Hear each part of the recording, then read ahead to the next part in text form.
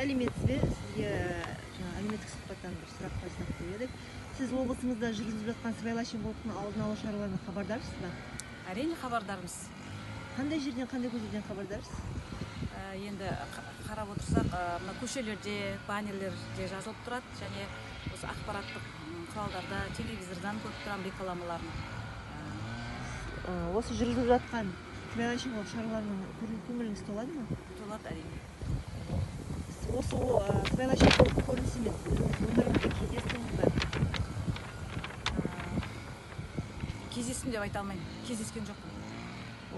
Сыбайлас жемқорлықты болдырмау және оның алдын алуға қандай шаралар тиімді деп ойлайсыз? Енді не болса да біріншіден отбасынан бастау керек сияқты, сол кішкене баланың тәрбиесінен бастап, отбасында не көрсе, соны ертең үлкен азамат болғанда да бұның дұрыс емес екеніне өзі баланың тәрбиесіне байланысты ғой. Сөйтіп алдын алсақ болады, отбасынан бастау керек. Рахмет.